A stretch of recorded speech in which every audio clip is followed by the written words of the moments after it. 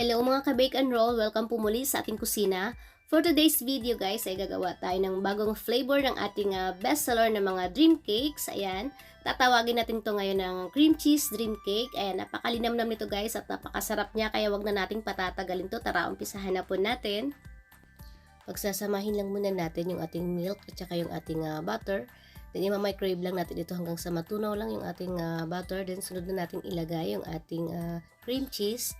Ayan, then i-mix lang natin ito ulit guys hanggang sa matunaw lang yung ating cream cheese. Siguraduhin po natin na na-melt po natin maigi yung ating cream cheese. Yung sa akin po medyo nahirapan tayo kaya nagpakalo ako dito ng water sa kawali. Then nilagay ko yung ating measuring cup para mabilis po matunaw yung ating cream cheese. Set aside lang natin ito para lumamig. Then dito naman sa ating isang bowl, ilagay na natin yung ating egg, yung ating sugar at syempre yung ating partner sa baking, yung ating cake emulsifier. Ayan, para hindi na natin kailangan mag-separate pa ng egg yolk ng ating at saka ng ating egg white. Ayan, then ibit lang natin ito guys ng 5 to 7 minutes hanggang sa mag-light and fluffy na siya. At saka mag-doble na rin yung volume niya. Malaking tulong talaga tong cake emulsifier na ito guys kasi napapadali yung pag-bake natin. Hindi na natin kailangan hiwalay pa ng egg white sa kanyang egg yolk. Ayan, mabilis lang siya guys. Then ayan, kapag iangat natin yung ating mixer, dahil ay nagpo-form na siya ng ribbon guys, ayan parang sobrang lapot at saka halos kulay puti na yung ating egg mixture. Ayan, pwede na ito guys. Ilagay na natin ngayon yung ating dry ingredients, yung ating cake flour at saka yung ating powder milk. Ayan, pagpasensyahan nyo na yung boses ko dito guys kasi kagigising ko lang. Kapag kakahapon kasi ako nag-audio guys, ayan, napaka-ingay dito sa likod ng bahay namin. Maraming mga sasakyan kaya sa umaga ako nag-audio.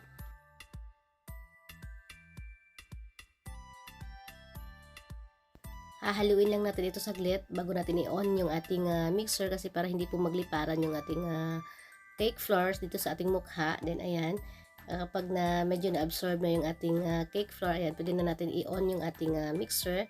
I-mix lang natin ito hanggang sa ma-absorb na ng cake flour yung ating egg mixture. Ayan, low speed lang po. Pwede rin pong spatula na lang yung gagamitin natin sa paghalo. Ayan, siguraduhin po natin na wala na po tayong nakikitang dry flour dito sa ating mixing bowl bago po natin ilagay yung ating liquid. Ito na yung ating cream cheese butter at saka yung ating milk mixture. Ayan, i-mix lang natin ito guys. Ayan, siguraduhin po natin na na-melt na yung ating cream cheese. Then naglagay ako dito ng mga 2 spoon lang ng butter mixture para hindi po siya mabigat kapag nilagay natin siya doon sa ating mixing bowl. Ibuhos na natin siya ngayon dito sa ating mixing bowl and continue lang natin yung pag-mix natin hanggang sa well blended na yung ating egg mixture at saka yung ating liquid. Dito guys, hindi na natin siya gagamitin ng mixer. Ayan, spatula na lang yung gagamitin natin sa paghalo para hindi na natin siya ma-overmix. Basta kapag naglagay na tayo ng liquid guys, ayan, stop na natin yung paggamit natin ng mixer. Ayan, spatula na lang yung gagamitin natin. Ayan, siguraduhin po natin na wala na pong natitirang mga liquid sa ilalim ng ating mixing bowl. Basta yung pag-mix natin guys, cut and fold method lang din yung gagamitin natin dito. Then ayan, ready na ito. Ilagay na natin siya ngayon dito sa ating baking pan. Ayan, naglagay ako ng konting oil at saka ng baking paper para madali nating alisin yung ating cake mamaya. Maganda talaga guys kapag may cake emulsifier kasi napapansin ko wala siyang masyadong air pocket sa loob o yung malalaking air bubbles. Kahit hindi natin siya itap bago natin siya i-bake, ganun pa rin yung texture niya, maganda pa rin. Ayan, spread lang natin ito para pantay yung taas ng ating cake. Then itap lang natin siya kahit mga isang beses lang guys or dalawa. I-bake na natin ito sa ating naka-preheat na oven ng 160 degrees Celsius ng 30 to 35 minutes. Depende po sa laki ng baking pan na gagamitin natin.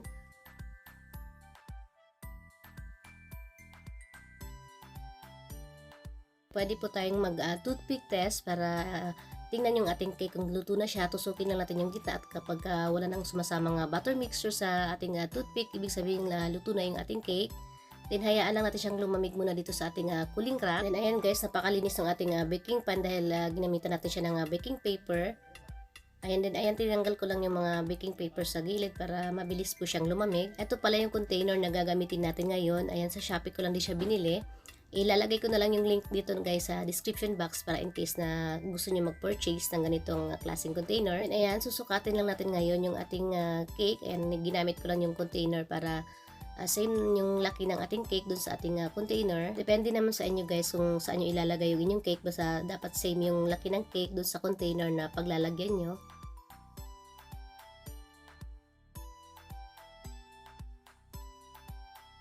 Then ayan guys, papakita ko lang sa inyo yung texture niya sa loob. Ayan, nakikita nyo ba guys kung gaano kapino yung texture niya? Nakikita nyo ba yung mga maliliit na air packet sa loob? Ayan, dahil doon sa cake emulsifier na ginamit natin. Ayan, kayang-kaya niya makipagsabayan doon sa mga chiffon cake kahit hindi natin sineparate yung egg white doon sa ating egg yolk, ganun pa rin yung texture niya at napakalilamnam nito guys kasi butter yung ginamit natin sa kanya. Kaya tuwang-tuwa ako dito sa cake emulsifier na to, talagang gagamitin ko na siya lagi lalo na kapag marami akong order. Ayan, hindi ko na kailangan pa mag-separate pa ng egg white doon sa egg yolk. Ayan, mapapabilis yung pag-bake natin. At saka hindi lang yun yung nagagawa ng cake emulsifier, pinapahaba niya rin yung shelf life ng ating cake. Then ayan na siya guys, bali dito sa recipe na to nakagawa tayo dito ng 5 na tops. Then ito naman yung tira, yung sa pinagtriman natin. Pwede pa rin siya guys, durugin lang natin siya, makakagawa pa siya ng isang tab. Then ayun, tatakpan lang muna natin ito, then set aside lang muna natin siya. Gagawin muna natin ngayon yung ating cream cheese na sauce. Nilagay ko na yung ating full cream milk dito sa ating saucepan, then yung ating cornstarch. Ayan, i-mix lang muna natin ito hanggang sa ma-dissolve na yung ating cornstarch. Then ilagay na rin natin yung ating whipping cream. Pwede rin po yung all-purpose cream.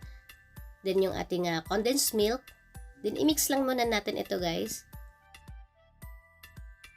Ilagay na rin natin yung ating cream cheese. Ayan, kung wala po kayong cream cheese, pwede po yung ito yung cheddar cheese guys, yung pang burger na cheese. Ayan, yung naka-square siya. Pwede naman ito guys kung wala po kayong cream cheese, pero syempre mas masarap kapag cream cheese yung gagamitin natin. Binuksan ko na yung ating apoy, dapat ganyan lang siya kahina guys, low heat lang para hindi po masunog yung ating cream cheese sauce. Then continue lang natin yung pag-stir natin or yung pag-mix natin hanggang sa lumapot na yung ating mixture. Then ayan guys, kapag nag-start na siyang lumapot, ilagay na natin yung ating butter. Continue na natin yung pag-mix natin hanggang sa mag-melt na yung butter at hanggang sa lumapot na siya.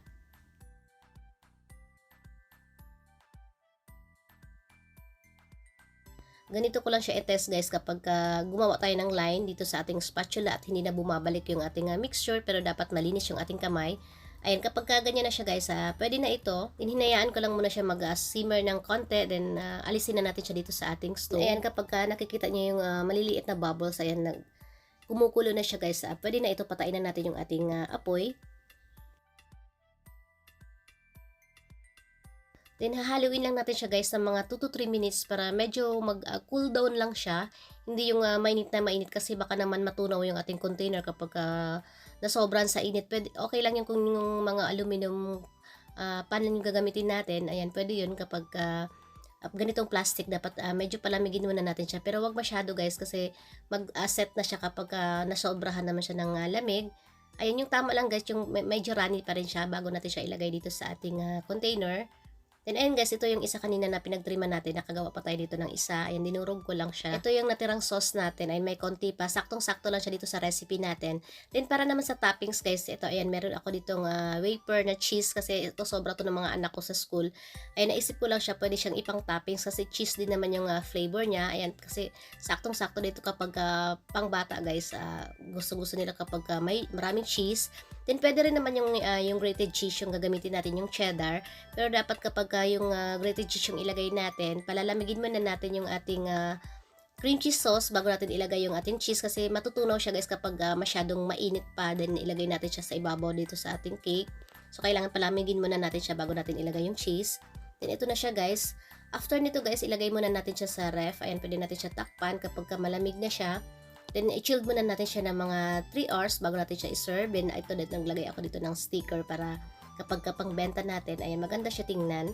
Then, ngayon naman, ay titikman na natin yung ating cream cheese dream cake. Chinilled ko lang ito guys ng 2 hours, kaya medyo soft pa yung kanyang sauce. Sobrang linamnam nitong cake na ito guys at napakasarap niya, napaka-creamy niya. Then, saktong-sakto lang din yung pagkatamis niya guys, hindi siya nakakaumay. Same lang din doon sa mga dream cake na ginawa natin. Ayan, natikman nyo naman siguro yung mga nakapag-try na ng ating mga dream cake. Hindi naman po katamisan yung mga timpla natin. Saktong-sakto lang siya. Kitang-kita nyo naman yung texture ng ating cake guys. Napaka-moist at napaka-pino ng texture niya. Napaka-linamnam niya guys. Kahit wala siyang sauce or kahit yung cake lang yung papakin natin, napakasarap na niya guys. Ano nga guys, yung ginawa ko ulit kasi marami pang naghanap nung pinasusa sa group namin, naubos agad at sabi niya gawa ka pa ulit, kaya ito gumawa ako ulit ng Second batch, ito naman yung toppings yung ginawa ko dito guys, combination ng wafer at saka ng cheese. Basta tandaan natin guys, kapag grated cheese yung ilalagay natin, dapat malamig na yung ating sauce bago natin ilagay yung ating cheese para hindi po siya matunaw. Kahit yung wafer guys, kailangan malamig, medyo malamig na yung ating sauce bago natin ilagay yung ating mga toppings. 160 pesos pala ang benta ko dito guys, kada isang tab. Ayan, hanggang sa muli, kita-kits po tayo ulit sa aking susunod pa mga videos. Maraming salamat po sa inyong panonood. Mag-iingat po tayo palagi.